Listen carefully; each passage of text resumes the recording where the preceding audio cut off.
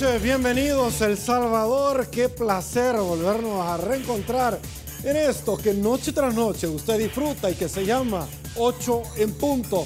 Soy Sergio Méndez, su anfitrión. Ya lo habíamos adelantado en las diferentes redes sociales. Esta noche estaremos conversando con representante de FUSADES. Y es que conoceremos el informe de coyuntura económica hasta el mes de noviembre, que ha arrojado ciertos datos que son importantísimos. Conoceremos cuáles son las expectativas de crecimiento a falta de un mes para terminar el 2017 y, por supuesto, dentro de un presupuesto general de la Nación para el ejercicio fiscal del 2018. Este año sorteamos el segundo impago. Sin embargo, a principios de año ingresamos en esta dinámica económica. ¿Por qué? Porque las instituciones bancarias nacionales e internacionales funcionan en base a confianza, en base a riesgo, entre otros temas. En segundos estaremos conversando con Carolina Alas de Franco, quien es investigadora del Departamento Económico de FUSADES. También nos acompaña Pedro Argumedo, que también es parte de este precisamente Departamento de Estudios Económicos de FUSADES. Le planteo la pregunta, por supuesto, que esta noche infaltable, dice así: según su valoración, ¿la economía del país ha empeorado o ha mejorado en lo que va de este año 2017? Un 76% dice que ha empeorado, un 9% que ha mejorado y un 15% que todo sigue igual. 134 votos sin haber iniciado la entrevista 8 en punto.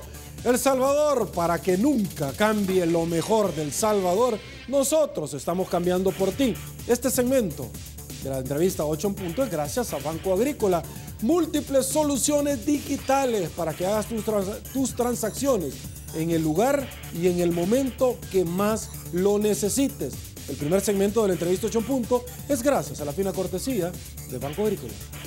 Y bueno, señores, nos incorporamos a esta tribuna de entrevista y con gusto arranco con la dama. Le doy la bienvenida a Carolina Alas de Franco, investigadora del Departamento de Estudios Económicos de FUSADES. Carolina, muy buenas noches, un placer. Muy buenas noches, el placer es mío de estar compartiendo esta noche con todos los televidentes. Gracias, le agradezco. También con gusto le damos la bienvenida a su compañero del Departamento de Estudios Económicos de FUSADES, Pedro Argumedo. Pedro, un gusto, como siempre. Muy buenas noches, muchas gracias por invitarnos a tu gustado programa. Gracias a ustedes por tomarnos en cuenta. No 8 en punto, a la población salvadoreña que encarnamos nosotros, por supuesto, y que está pendiente de esta entrevista. Producción, estamos listos con el tradicional collage de noticias. Perfecto, me desplazo. Bonito.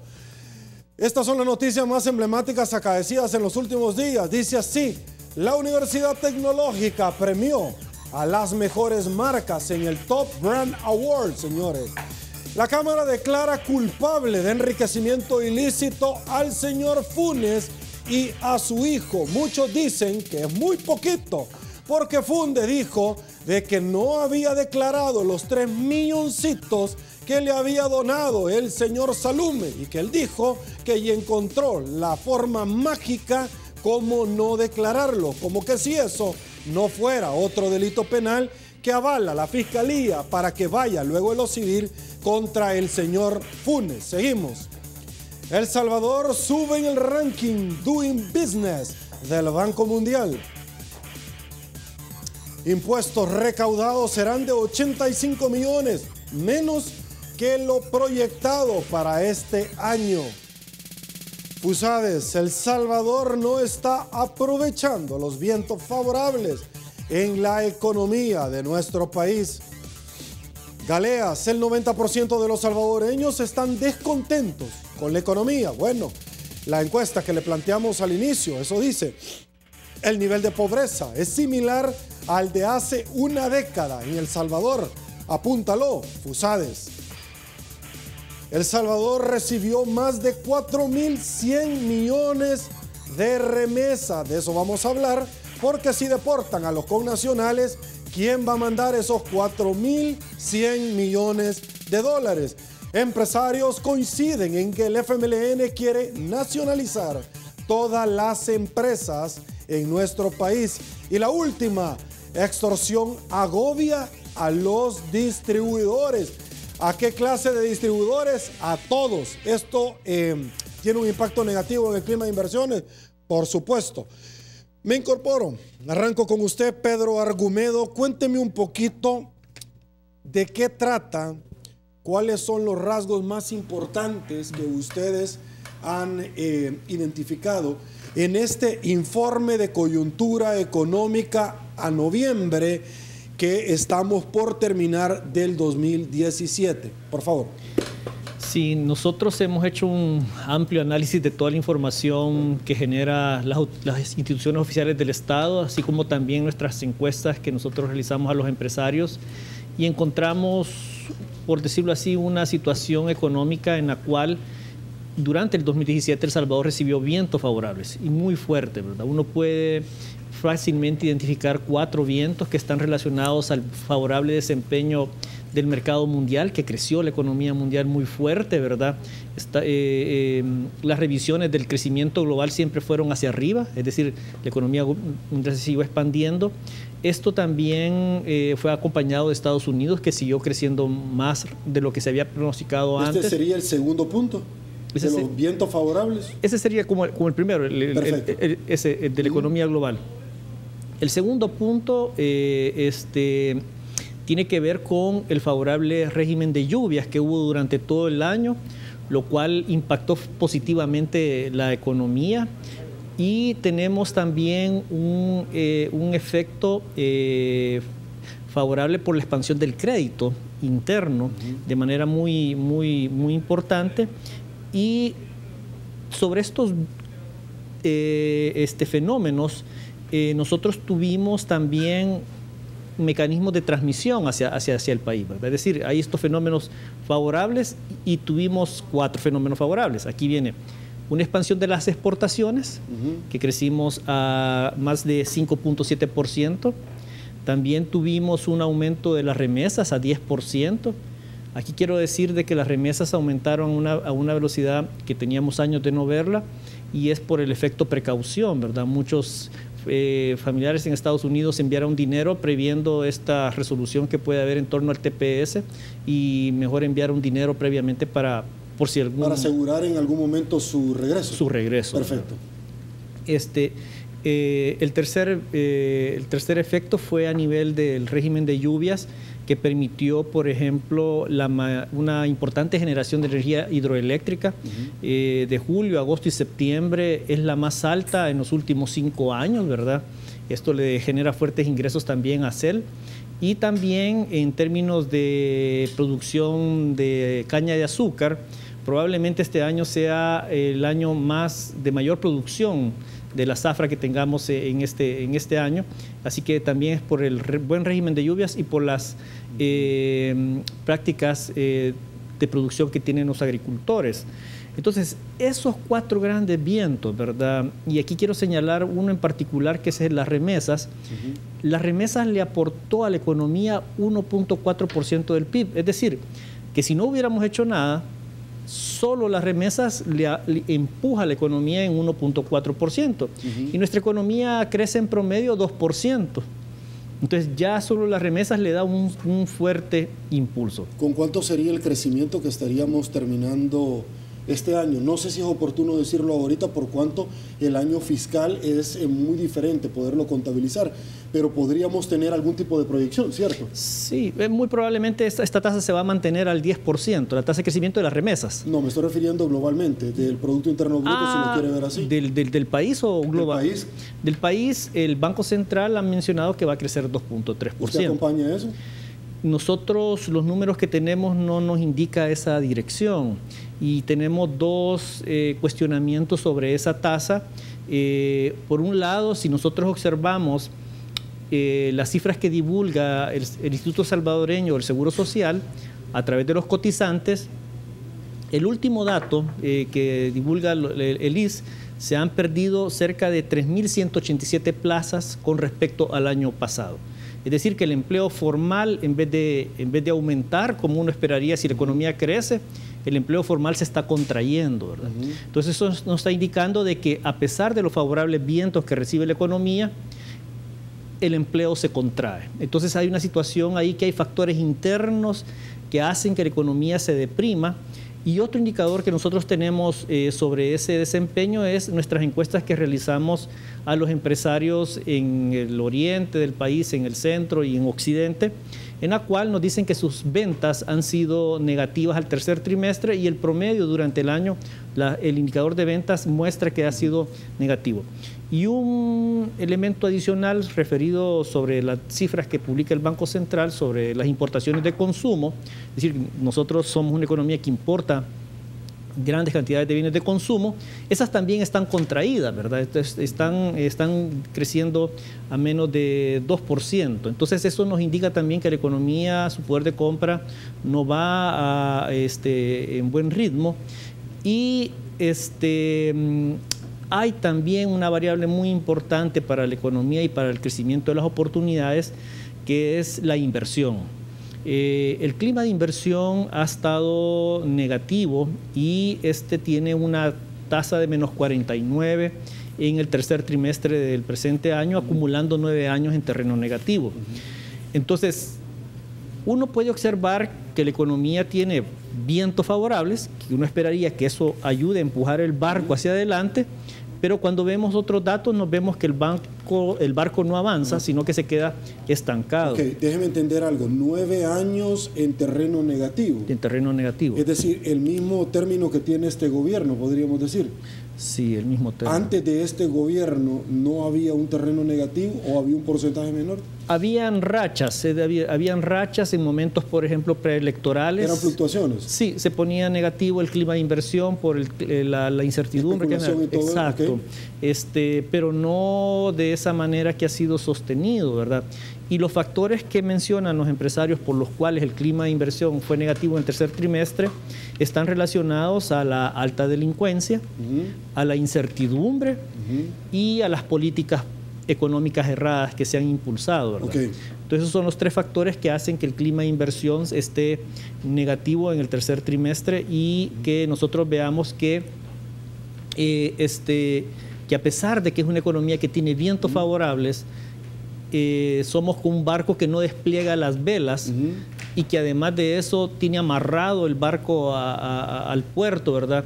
Y mientras tenemos una gran discusión al interior del banco, no aprovechamos los bienes. ¿Me está hablando de incertidumbre en términos políticos?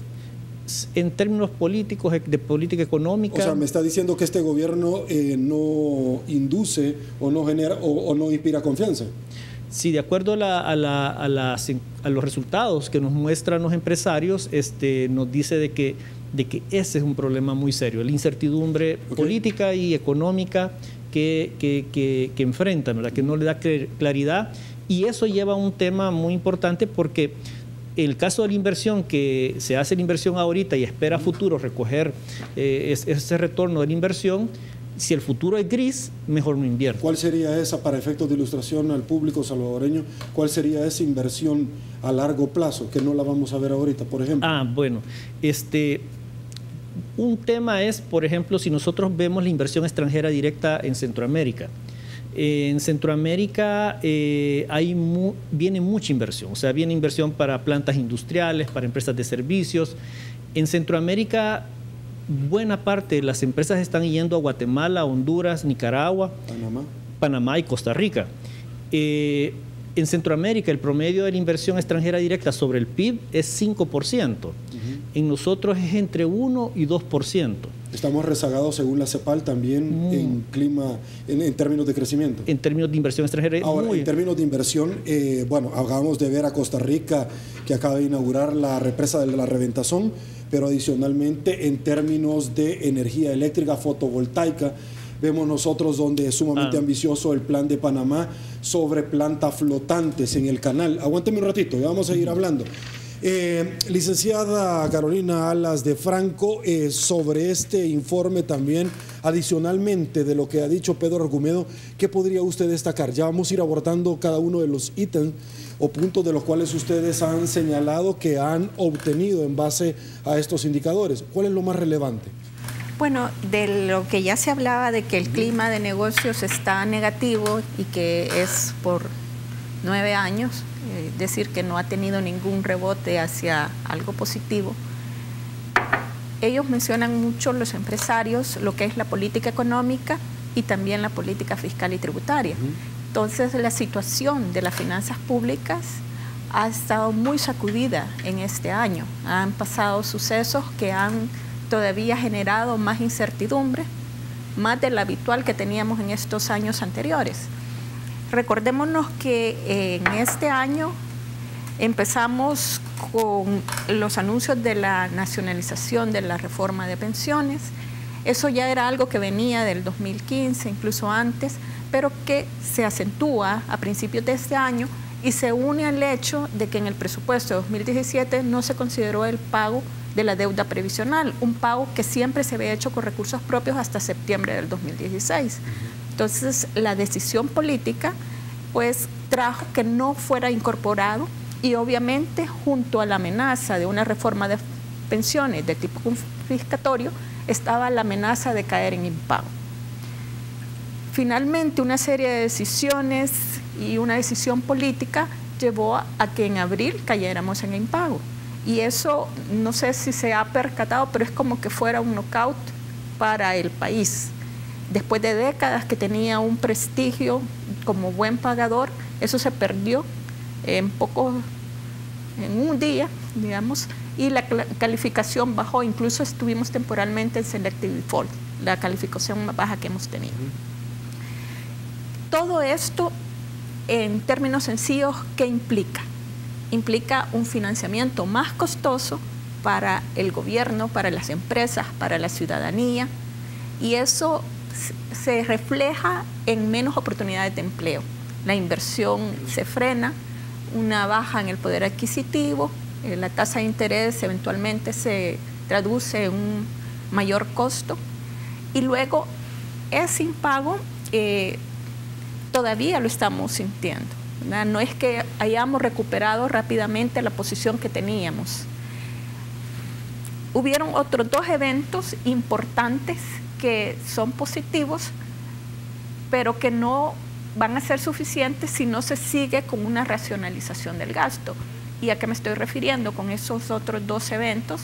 Es la sentencia de la Sala de lo Constitucional sobre el presupuesto 2017, que es algo positivo en el sentido que los futuros presupuestos tienen que aplicar todo lo que se dice ahí y que tiene que ver con medidas de que estén completos los presupuestos y también de frenar o eliminar el gasto en exceso, pero eso todavía no se está viendo ahora, aún en el proyecto del presupuesto. Quiero detenerme en eso porque me da muchísimo la atención, y es que en esta resolución de la Sala de lo Constitucional prácticamente les hizo la plana al Ejecutivo cuando le hizo ciertos recortes de ciertos gastos. Por ejemplo, uno de ellos era, mire, no tienen por qué estar contratando seguro médico hospitalario, mire, ya no contrate, congele las plazas, mire, ya no siga aumentando, mire, ya no siga viajando. El tema de esto es que sí siguieron viajando. Por ejemplo, fueron a Taiwán, fueron a Rusia, los diputados de la Asamblea Legislativa, que por cierto iba un hijo de una magistrada, que lo tenemos bien pendiente porque van a conocer sobre los juicios de enriquecimiento ilícito. Hay dos magistrados que no pueden conocer sobre estos casos en la Corte Suprema de Justicia. Pero adicionalmente, porque estamos hablando de credibilidad, estamos hablando de confianza, perfecto, por eso lo menciono. Pero adicionalmente se le planteó, Sala de lo Constitucional vota el presupuesto 2017 y ordena eliminar los excesos. Pero también hablábamos acerca en las resoluciones de no darle plata a las ONG. Sin embargo, en el ejercicio del 2018, si me equivoco me corrige, entiendo que va más plata para las ONG. Es decir, esta resolución es buena, pero no al cumplirla trae incertidumbre. Así es. Y lo que estamos viendo es que si no se cumple, no se va a ordenar las finanzas públicas. Más cuando hay funcionarios que están vinculados con sus familiares en la Asamblea Legislativa con ONGs y todavía con enriquecimientos ilícitos, ¿cierto? Ahí la sala manda que especialmente las transferencias a esas ONGs no se hagan cuando hay vínculos políticos o de familiares. Ahora, ahí tal vez para aclarar un poco, la sala emitió dos grupos de medidas. Una tenía que ver con corregir 4 partidas del presupuesto, que eran las devoluciones de renta, las devoluciones de IVA, también tenía el pago de la deuda previsional y el pago de las pensiones del IPA. Okay. Ese era un grupo y eso bastante se ha cumplido porque esas eran partidas que estaban subestimadas. Entonces ahí lo que se necesitaba era poner una cantidad realista. Lo que vemos que no se está cumpliendo es el otro grupo de medidas que efectivamente mandaba a eliminar o frenar los excesos en una serie de gastos. Y esos gastos iban desde publicidad, desde vehículos, desde seguro de vida, seguro médico, gastos de representación, publicidad, etc. Además, mucho énfasis estaba en lo que era el aumento de las remuneraciones. Todas las sentencias, si uno la lee, hay una buena reflexión sobre cómo este gasto está más elevado que los países de la región y cómo es necesario racionalizar ese gasto, y manda una serie de medidas en cuanto a congelar plazas y solo reemplazar aquellas que sean estrictamente necesarias, y con algunas salvedades. Ok, me voy a ir, Pedro, Carolina, amigos televidentes, a la primera pausa en 8 en punto. Al regresar quiero hablar sobre el impago, porque mi pregunta es, ¿se arriesgó demasiado el gobierno cuando se tenía la plata en el erario público para pagarlo y no lo hizo? Se los dejo en el tapete. Sin embargo, antes de irme a una pausa, ustedes saben que yo hablo con una gran cantidad de personas y a la misma vez no hablo con nadie. Fuentes no oficiales, señores, si quieren lo confirman, porque nosotros, un pajarito por ahí nos cantó, que han confirmado que el coronel Orlando Montano salió de Atlanta hacia Madrid a las 6:10:30 hora El Salvador, hora local, en un vuelo comercial de la aerolínea Delta. Debe presentarse a la Audiencia Nacional Española por la masacre de los jesuitas de la UCA el próximo jueves, allá llegando al aeropuerto de Barajas en Madrid. Y se está barajeando también, valga la redundancia, por Madrid, que hay 2 juicios de enriquecimiento ilícito para 2 miembros y uno de ellos es expresidente del partido Arena dentro de la Fiscalía. Pausa, volvemos.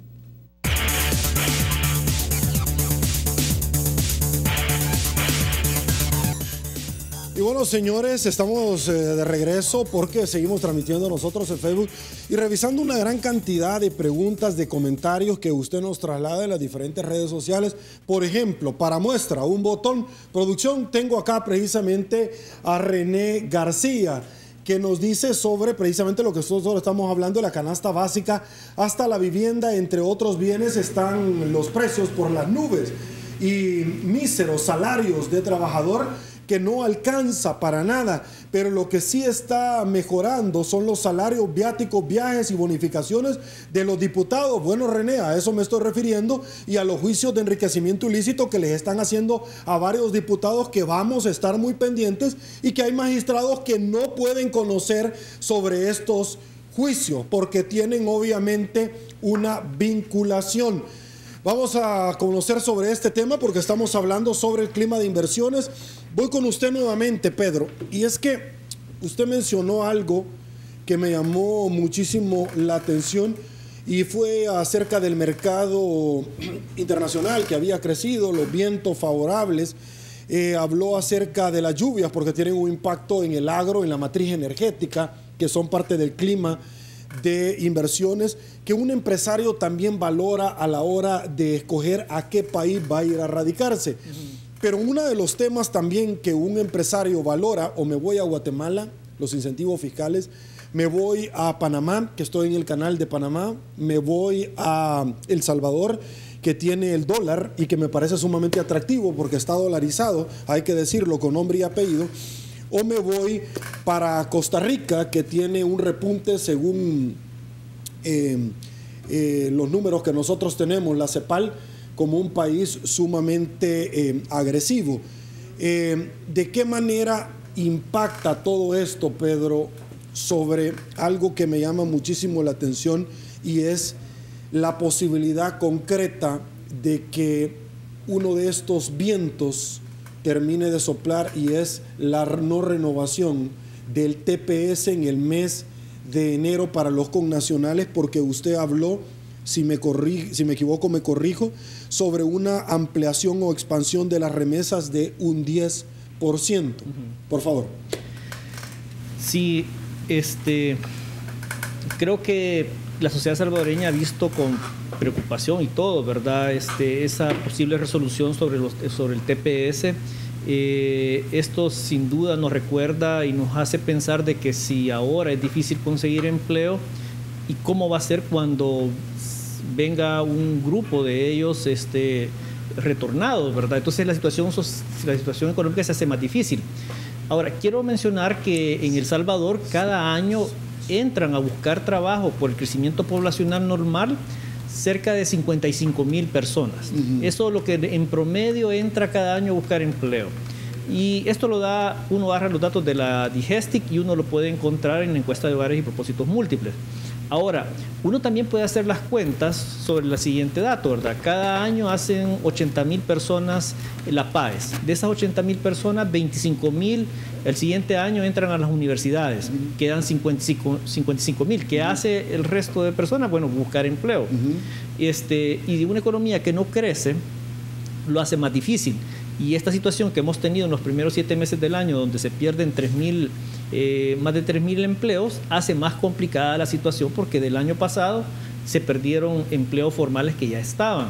Ahora, sobre esta misma situación viene la circunstancia de que existe el riesgo de que haya una no renovación del TPS y que un porcentaje de salvadoreños regrese al país.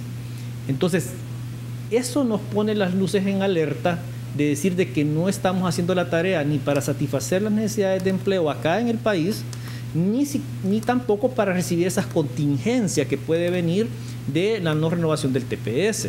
Entonces, lo que nos ilustra ese fenómeno es la gran necesidad que tenemos los salvadoreños de que los representantes en el gobierno con el sector privado logren acuerdos y consensos para poder tener una ruta de crecimiento más alta, más predecible y mayor inversión y empleo. Ok, voy con usted rápidamente porque tengo varios temas. Carolina, ¿tenía plata el gobierno en abril para haber pagado cuando caímos en un impago? Nosotros consideramos que el impago podía evitarse. De hecho, en el siguiente pago recortó de varios ministerios. También podía recurrir a otra forma de hacer el pago. Sin embargo, consideramos que la única alternativa que se estuvo considerando es la de pagar a través de la emisión de bonos, de deuda, que de todos modos hubiera necesitado un crédito puente porque ya era eminente el pago. Y creemos que no se dimensionó a cabalidad todas las implicaciones y todos los resultados que esto iba a tener. Entonces, por eso decimos que este año ha sido un año muy convulsionado en lo fiscal, porque ese fue un evento altamente negativo y vemos que todavía estamos pagando las consecuencias. Nosotros hablamos de 3 acontecimientos en el 2017 para las finanzas públicas muy importantes. El impago negativo, la sentencia de la Sala de lo Constitucional positivo y la reforma de pensiones que evitó que se hiciera una reforma confiscatoria. Ok, uno de los temas también que usted abordó es que tiene 2 puntos de referencia con relación a los indicadores de la falta de empleo. Una es el seguro social y otro es las cotizaciones y otro es las encuestas que realizan las ventas negativas, empresarios. Pero tengo esta nota, mire usted, presupuesto del 2018, pese a que la Sala de lo Constitucional de la Corte Suprema de Justicia les ha ordenado, señores, yo no sé qué parte no entienden esta gente de la Asamblea Legislativa y del gobierno. El presupuesto 2018 refleja 2,000, Pedro Argumedo, 524 plazas más este año. Es decir, no solamente no recortaron, sino que adicionalmente hay 2,524 plazas más ¿A dónde se van los 780.3 millones de dólares? El RNPN, el INDES, ISDEMU, ISDEM y FISDL con más nuevos contratos para salarios. Pedro.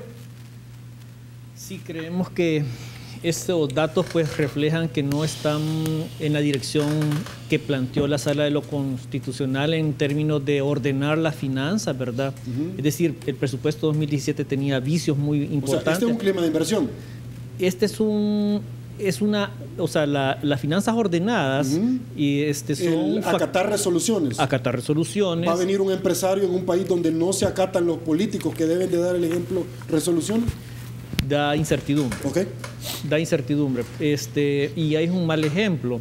Es decir, para un país que debe basarse en leyes. Entonces, acá creo que hay un problema porque no está el presupuesto acorde a la resolución de la sala. Y quizás, como no se ha aprobado aún el presupuesto 2018, está la oportunidad de que se haga un ajuste de acuerdo a esa resolución y poder empezar a tener un proceso de que el presupuesto se vaya ordenando y se vaya priorizando, priorizando en áreas estratégicas, porque por ejemplo en educación se recorta el presupuesto. Entonces uno dice, bueno, en un país que crece poco, que tiene pocas oportunidades, donde hay muchos jóvenes que entran al mercado laboral y que requieren capacitación, el de educación se recorta. Entonces eso nos lleva a que necesitamos, priorizar en aquellas áreas estratégicas del país para fortalecer el crecimiento hacia adelante. Hay varias políticas que se están implementando que deberían de terminar de consolidarse.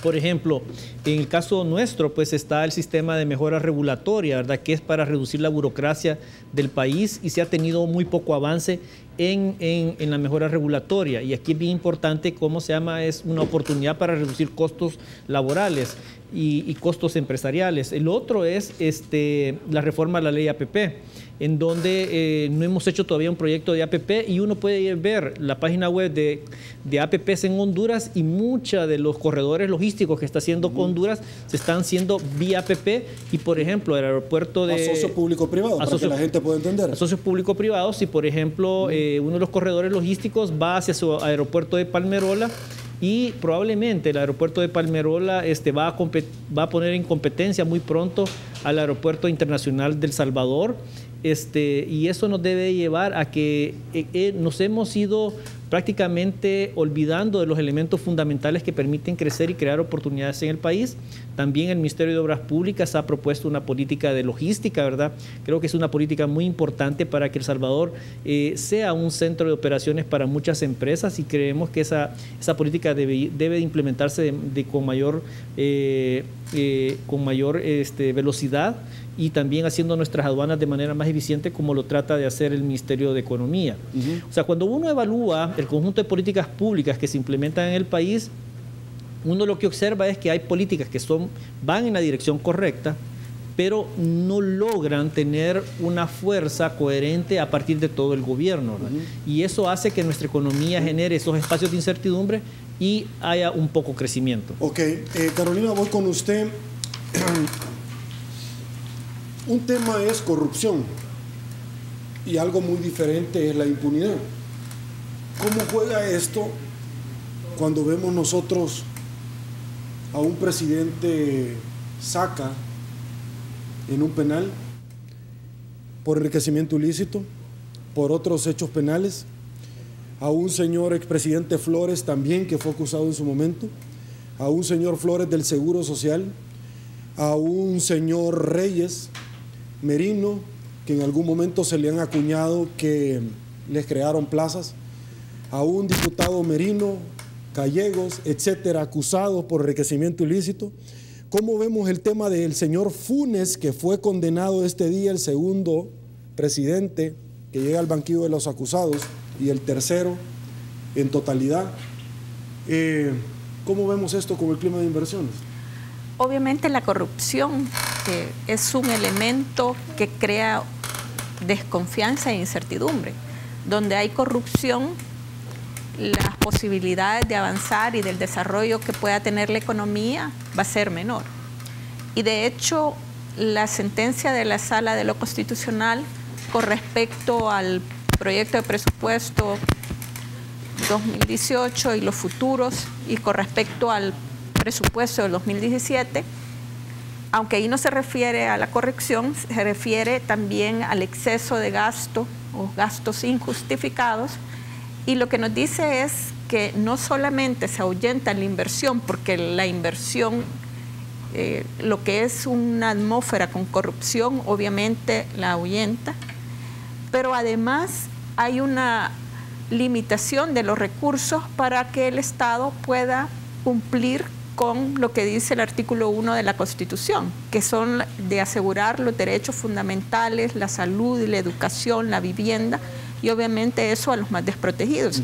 Entonces aquí tenemos que la corrupción es como un cáncer que genera incertidumbre, ahuyenta la inversión, pero además los que salen directamente afectados son, como siempre, los más desprotegidos, porque se desvían fondos que deberían ser realmente para programas sociales y para mejorar los servicios públicos que se les prestan, pero que esto no se realiza porque hay un desvío, ya sea para privilegiar un segmento específico dentro del sector público, o por los excesos de gastos y la corrupción. Ahora, usted habló de la corrupción y como yo dije son dos cosas diferentes. Ahora, un tema es que haya corrupción y que cualquier gobierno estuviera comprometido en el combate, pero la impunidad va más allá, porque el señor fiscal general de República lo ha dicho. Mire, aquí quisieron cambiar la ley de enriquecimiento ilícito. Qué bien cuando tocamos a la operación Jaque y le quitamos un motel, por ejemplo, que se le acaba de quitar y que se le va a dar a la corporación, al CONAV, pero es a la Policía Nacional Civil. Todo el mundo aplaude, pero cuando tocamos a los diputados por enriquecimiento ilícito de la Asamblea Legislativa que están siendo procesados y que ellos mismos dieron los votos para cambiarlo y que andan tratando de ver cómo los magistrados los abrazan y son cheros de ellos y mandan de viaje a X o Y persona para congraciarse con ellos, pero estamos nosotros bien pendientes, eso es impunidad. Son dos cosas diferentes. Entonces el inversionista ve, no solamente hay dentro del país criminalidad, sino que además de eso hay impunidad, pero hay una corrupción que no se quiere combatir. Aunque generalmente cuando hay alta corrupción hay bastante impunidad. No es que se elimine la corrupción y que desaparezca toda la impunidad, pero hay una cierta correlación. Si usted sabe que fácilmente podrá hacer cualquier acto de corrupción y no va a tener un castigo, eso genera más corrupción. Están bastante relacionados. Ok, voy a irme a una pausa, Pedro Argumedo. Producción, acompáñenme por favor, porque es imposible, usted sabe que yo soy parejo y que es imposible que ustedes nos acompañen esta noche y que yo no le pregunte. Varios amigos televidentes en las redes sociales nos están trasladando y así va a ser. Esta nota, producción, acompáñenme. Fusades se llevó su dinero a un paraíso fiscal. 50 millones a Bermuda, ubicado en el Caribe. Dicho monto fue obtenido en el año 2007 debido a la venta de Propemi, la cual era una microfinanciera, y Fusades para llevarse el dinero a otro país. Debo trasladarle esto, parte de estos Última Hora, pero también El Faro. Su opinión, Pedro, por favor. No, gracias por la pregunta y nos ayuda a aclarar siempre esta inquietud valedera en una democracia.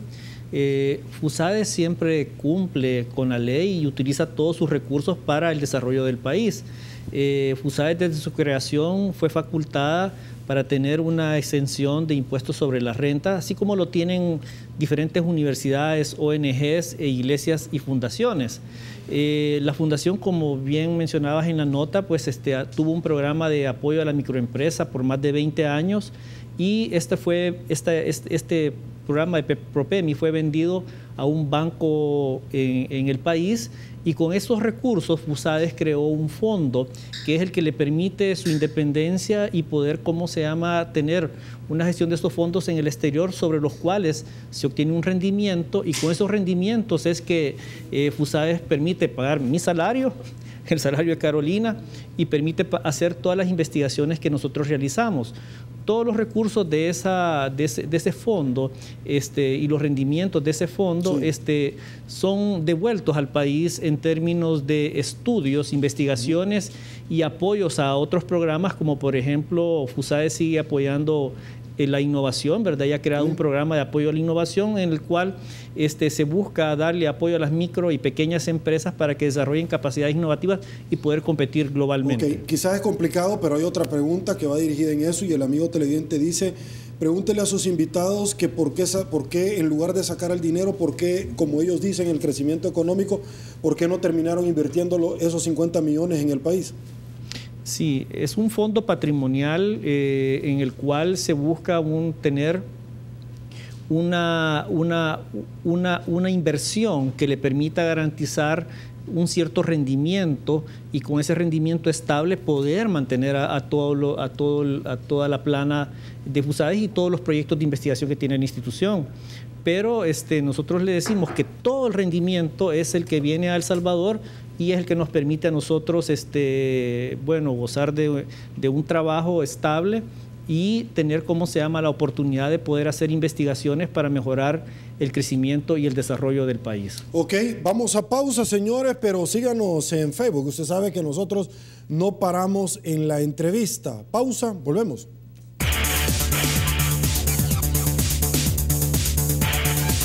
Señores, estamos de regreso. Mil gracias, El Salvador, por su sintonía, aunque seguimos nosotros transmitiendo en Facebook. Estamos hablando de clima de inversiones, estamos hablando de tener certeza y seguridad jurídica, estamos hablando que no me cambien las reglas del juego, estamos hablando de confianza, de que todos los elementos se puedan conjugar, no con aquellas asimetrías que tradicionalmente se ponderan dentro de un gobierno totalitarista.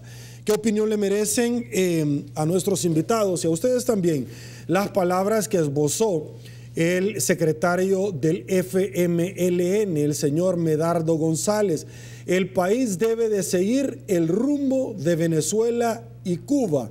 Habló de la propiedad sobre los medios de producción deben pasar a manos de los trabajadores, una manifestación más bien de corte comunista del estilo leninista, según se esboza, no de este servidor.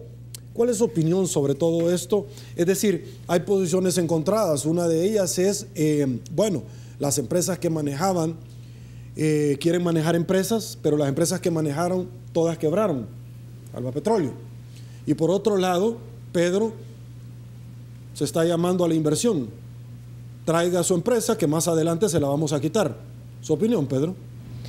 No, fueron declaraciones desafortunadas en el sentido de si uno se plantea la meta que el país requiere, crear 55,000 empleados, y esos empleados cada plaza se hace a través de una inversión, ¿verdad? Porque va a trabajar en el agro, en industria o en servicios, y para eso se crea una inversión, y esa inversión la hace el sector privado. Ahora, si al sector privado le menciona y le advierte por el puesto que dirige el señor Medardo en la política nacional, le dice que va a nacionalizar, pues naturalmente lo que va a hacer es que ya no van a venir más empresas y por el contrario, empresas que están operando en el país van a ver si mejor se mueven antes de que eso suceda. Y lo que se mueve es el empleo, se mueven las empresas y el empleo. Y tenemos a las puertas a enero una situación en la cual tenemos el tema del TPS y se requieren más oportunidades de empleo, y me parece que no es coherente ni consistente con el problema que tiene el país y las familias en su hogar, ¿verdad? Si los hijos están desempleados, ¿y cómo van a tener el pan sobre su mesa? Entonces debería haber una coherencia en términos de cómo creamos oportunidades a partir de plantear buenas políticas públicas. Y eso echa al traste todos los esfuerzos que hacen diferentes carteras del Estado por atraer empresas extranjeras o por crear un mejor clima de negocios dentro del país. Y uno se pregunta, bueno, ¿y para dónde va el gobierno con su partido y de cara a las necesidades de crear 55,000 empleados? Con esta política podemos el próximo año, con esta que estamos nosotros graficando, tener un crecimiento mayor de la que hemos ponderado para este año. No, es como, lamentablemente es como frenar de nuevo cualquier ambiente de inversión y es como lanzar una mala señal innecesaria nuevamente. Innecesaria porque la economía mundial no va en esa dirección y pongo de nuevo el ejemplo de China, que en los últimos 25 años ha sacado de la pobreza más de 400 millones a partir de atraer empresas y crear un ambiente de negocios. En el caso nuestro sería como retroceder y aumentar la pobreza de manera garantizada. Ok, Carolina, sobre este tema también su opinión. Yo creo que es una situación muy lamentable y que ejemplifica claramente a lo que nos estamos refiriendo con factores que generan incertidumbre. Este es uno de varios factores. Realmente, cuando nosotros pensamos en las economías de Cuba y Venezuela y vemos el estado deplorable en que están, también el estado totalitario, obviamente nadie quiere tener ese panorama en su futuro. Y la inversión obviamente no va a venir. Entonces se puede hacer toda una estrategia de atraer inversiones, pero se queda en el discurso.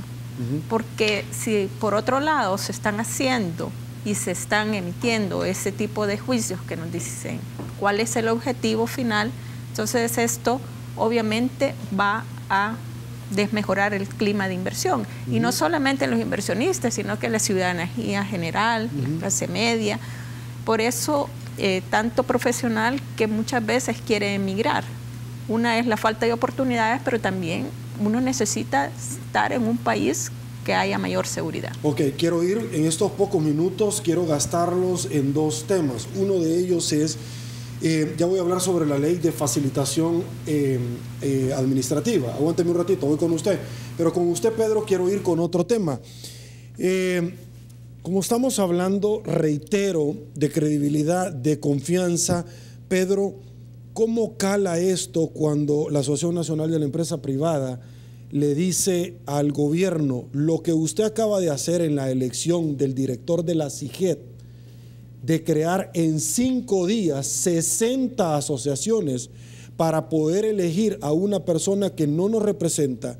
Lo mismo que usted hizo cuando aumentó el salario mínimo que estábamos consensuándolo dentro de la mesa correspondiente y la OIE ya se manifestó sobre este tema. ¿Cómo lo mastica y lo traga el empresariado aquí y afuera? Es una mala señal porque, o sea, lo que debe suceder en el país es que nosotros vayamos fortaleciendo las instituciones, no haciendo actos que las manipulan, ¿verdad? Y aquí quiero referirme a que esas situaciones que se han presentado antes ya son también evaluadas a nivel internacional y nosotros participamos en los índices de competitividad global.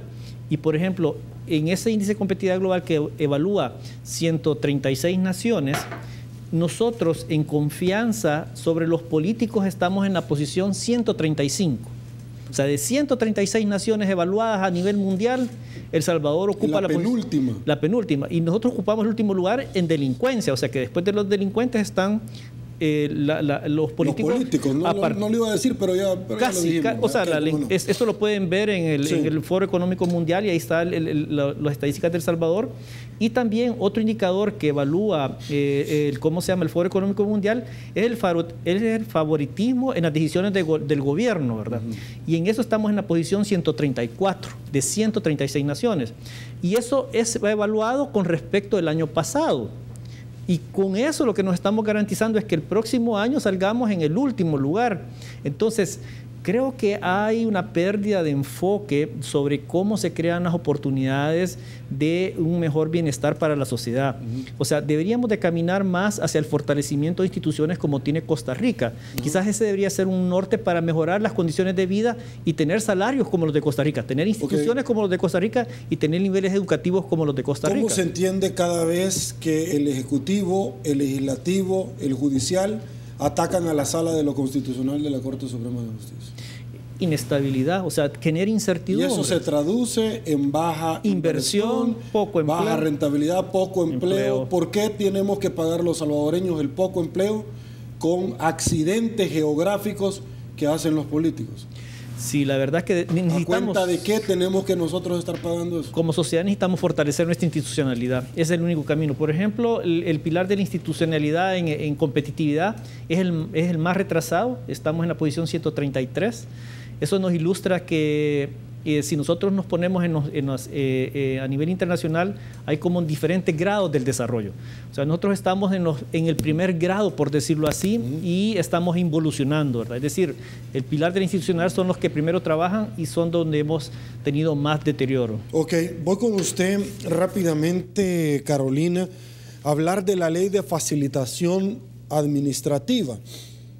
Le quiero plantear dos cosas. La primera de ellas es que mejor los empresarios del transporte pesado de Guatemala nos han venido a hacer en la frontera sendas manifestaciones. Y nos han dado ultimátum. Los guatemaltecos, los que tienen la CICIG, los que salen a pedir la destitución de los políticos, no los salvadoreños. Número 1. Y número 2, la ley de facilitación administrativa, el espíritu del legislador, la esencia, es eso, que facilite los trámites y que podamos articular no solamente dentro del tráfico económico y jurídico una dinámica interesante. Ha sido vetada 2 veces por el presidente de la República y una de ellas con los votos de su mismo partido, el FMLN. Cuénteme cómo se entiende esto. Ahí son las acciones encontradas que vemos. Por un lado, tratar de facilitar la inversión, atraer mayor inversión, y una de las quejas que frecuentemente se oyen de parte de los empresarios es precisamente todo ese trámite engorroso, costoso en tiempo y en dinero para poder realizar los negocios. Aquí se dice que para poder crear una empresa es bastante complicado y para poder cerrarla todavía es más complicado. Entonces es un área en la cual deberíamos todos empujar en la misma dirección, porque se entendería como una meta, un objetivo lógico que nadie debería de estar en contra de ellos. Vemos muchas veces que no se está realizando y esto es un elemento muy importante que puede frenar mucho la actividad económica. Por ejemplo, muchas construcciones estuvieron detenidas porque no tenían los permisos de construcción. Y vemos cómo cuando se logró destrabar esto, empezó un crecimiento del sector construcción. Bueno, yo le he dicho muchas veces, el edificio de maestrías de la Universidad Tecnológica, donde su servidor estudia todos los sábados en la mañana, tardó 1 año y medio en obtener los permisos para empezar a construir y un montón de profesionales con las ganas de estudiar. Sí, exacto. Obviamente tienen que haber ciertas regulaciones, pero no debe de tomar un tiempo demasiado largo. Aguánteme, voy a pausa, seguimos conversando en Facebook. Volvemos.